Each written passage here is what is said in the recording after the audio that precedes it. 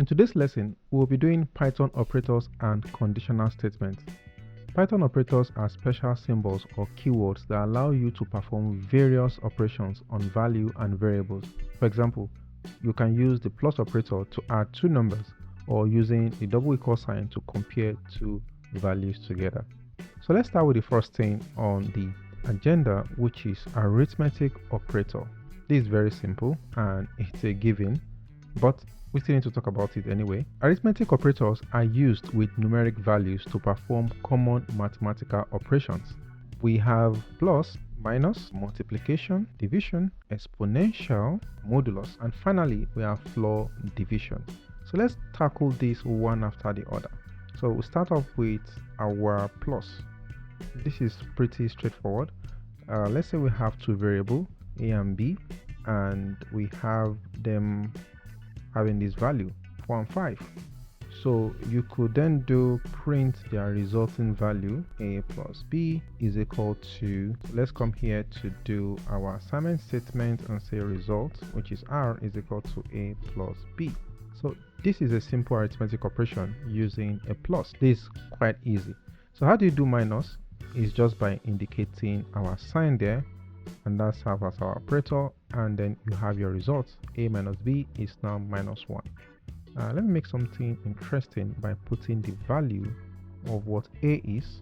So I can do a and put our sign here, then our b, and also put our sign there, so that we can have a result that looks like this.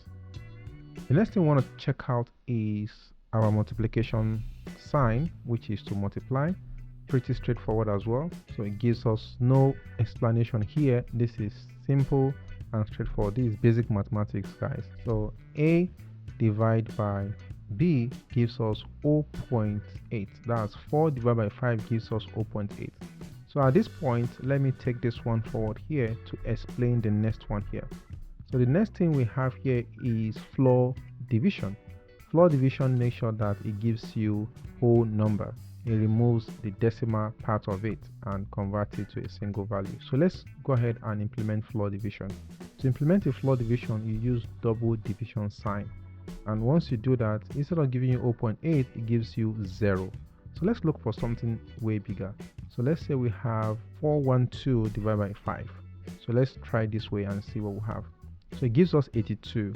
It removes the decimal part of the number. So if you do only division, you get this result, 82.4. But if you use floor division, it removes the decimal part. There will be instances where you need a floor division. Maybe you are trying to make calculation, you are checking out the pixels, or you want to have a whole number. A floor division is a way to go. The next one we have is an exponential. Exponential value is used to denote raised to the power of. Mathematical expression is exponential. So let's say you want to do a square.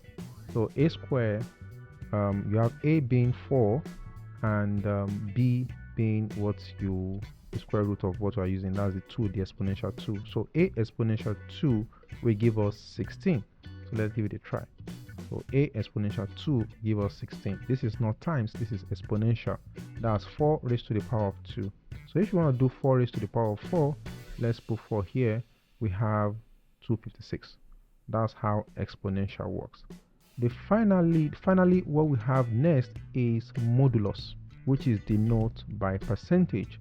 Modulus is to find remainder, to check the remainder of a value. So if you divide a value by a value, what is the remainder? That's what modulus is all about. So let's check out 10 being a, and then we want to compare, which start from 1 till 10 to see how it plays out. 10 modulus 1 is 0. 10 modulus 2 is also 0 because 2 can go in 10. 3 modulus 10, it will give you a remainder, and that's remainder 1. 4 modulus 10 will also give you a remainder. 5 modulus 10 will give you a 0 because it can go into that. Then 6, 7, 8, 9 will all give you a remainder, will not give you the exact value, will not give you 0. So if you keep doing that, 8 can go into 10, but not without giving you a remainder. Then 9 modulus 10 will also give you 1. Then 10 modulus 10 will give you a 0. So we'll get to see how modulus work later down the line in terms of their use case. They are always used to maybe check out if a number is a prime, or number is an even number or odd number. So there might be a case where you need to check for even number or odd numbers. So up next is an assignment operator. Assignment operators are used to assign value to variable. We've been using this all day, guys. So this is a very cheap one. So you have equal sign. So this is to equate one value to the next value. Most of the time, a variable to a value to a variable. So this is very easy.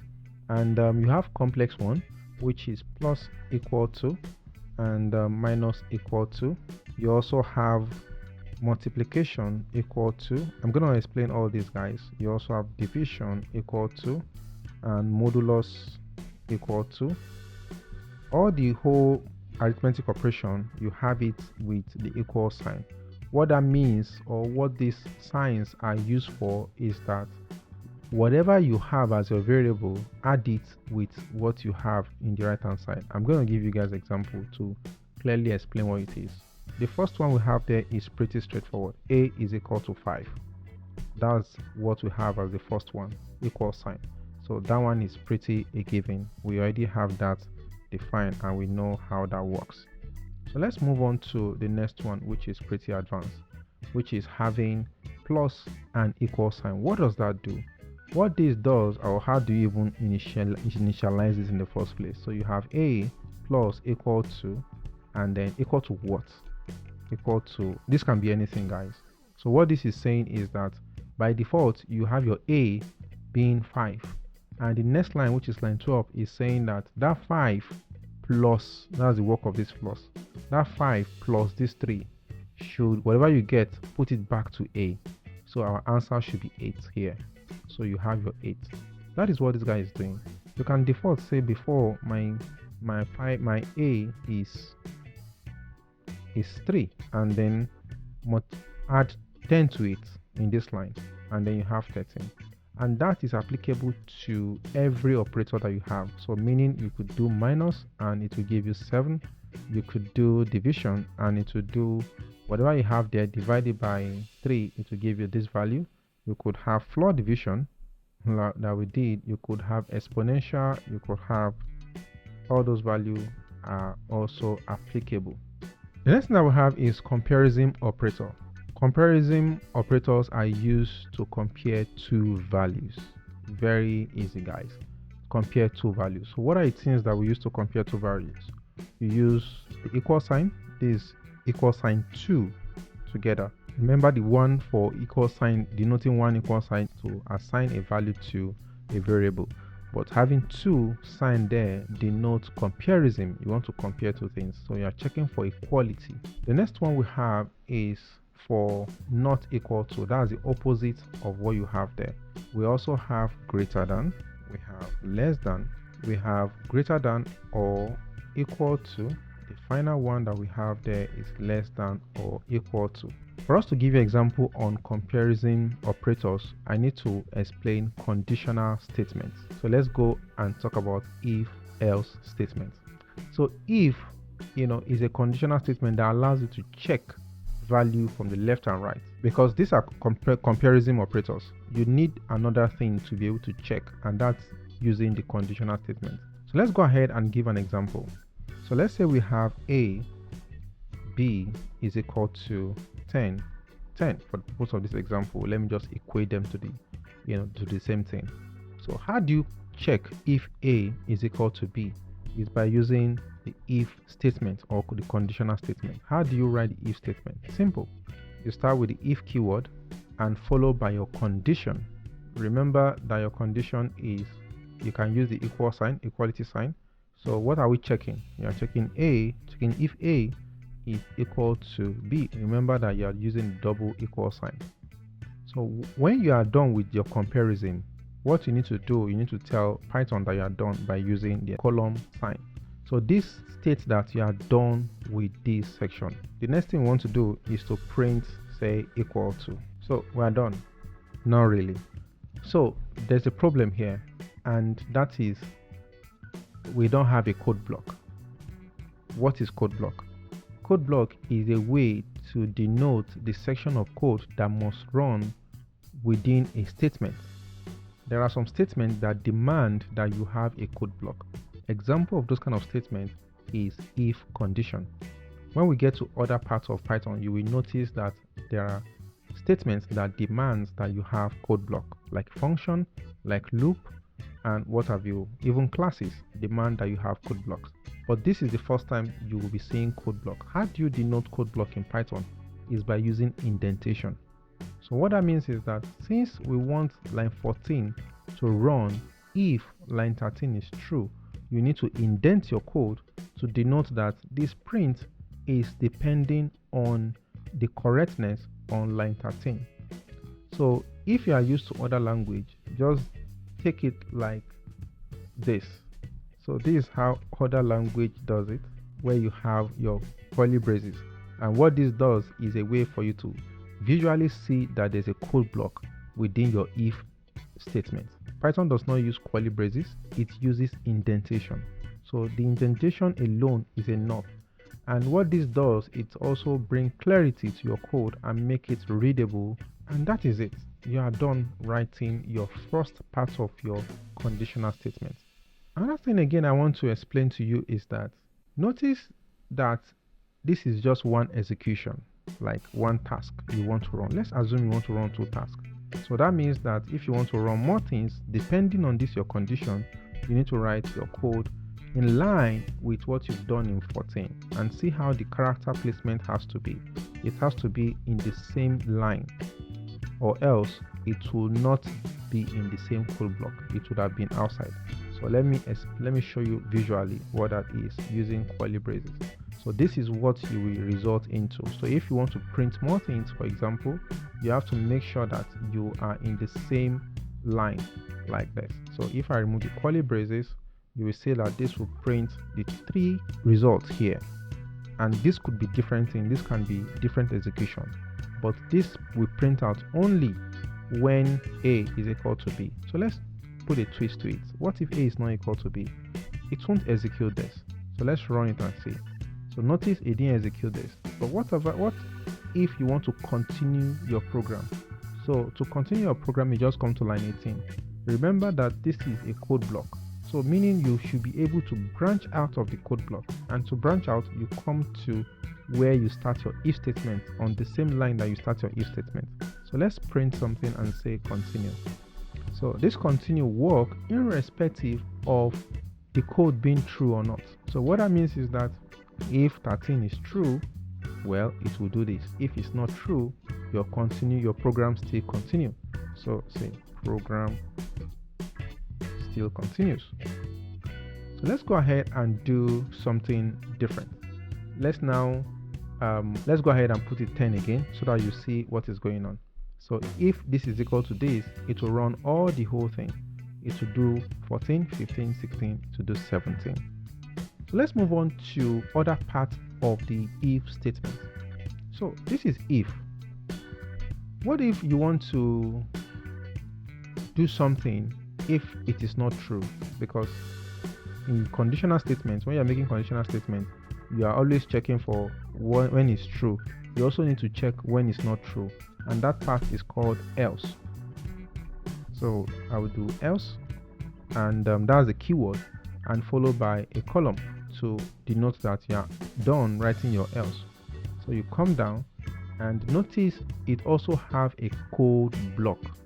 Else also have a code block because this is a statement. Line 17 is a statement that demands a code block. So you can go there and write your own another print statement that says not equal to. And again, you can keep writing as many things that need to happen in your else statement. It doesn't have to be one thing. So I'll just limit this to 2 so that you can have a review of what's happening.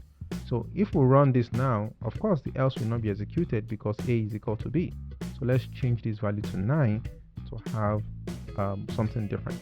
So if you run this, your code 17, 18 are executing, remember your 21 will still execute because your code will still continue. So these are two blocks. We have a block here, we have another block here. The next thing I want to show you is what if you want to check another kind of condition, because this is two things now. When you have A and B, there are more than one scenario that can play out. It's not just having A equal to B that is the only scenario that can come out. We've been able to itemize two scenarios, which is A is either A is equal to B or is not. Those are the two scenarios we've been able to highlight. You can actually highlight more than two scenarios, and that's, for example, what if A is greater than B? There's a possibility that you want to, capture that kind of result. So how do you introduce, that kind of condition? And that is done with elif. So elif is like else if. So once you do elif, you can then put your condition that you are watching out for, and the condition we want to check out is if A is greater than B. Then once you are done with that statement, you put a semicolon. You can then go into another code block. Do you notice what now happened again?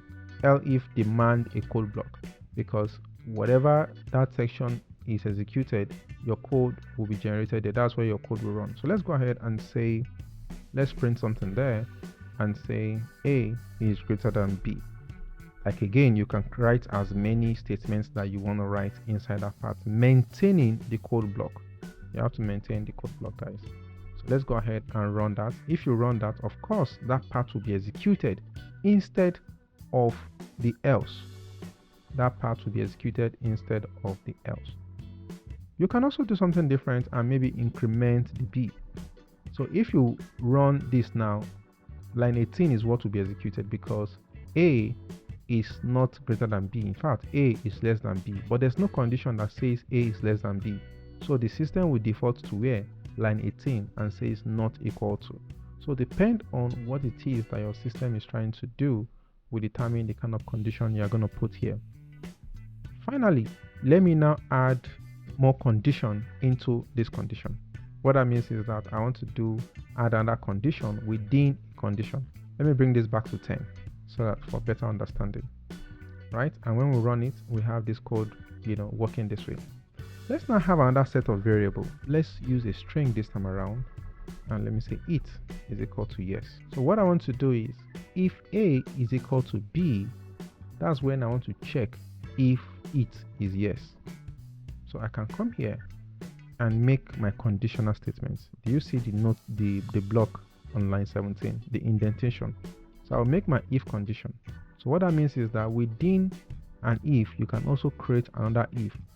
So I write my condition, if it is equal to yes. So how do I terminate my condition? I use semicolon, and then I go automatically look at what the IDE did for me, VS Code did for me. It brought me to under it here because that's the proper indentation that will happen. Remember that we are inside another block of code. So the best place for readability, the next code is supposed to be under, this side here. So we can write print. I can print and say eating. Like I said, you can write as many code as you want. Make sure that you maintain the indentation of your condition that you are trying to execute. So I'll say eating. Let me say eating. Then you can go ahead and run.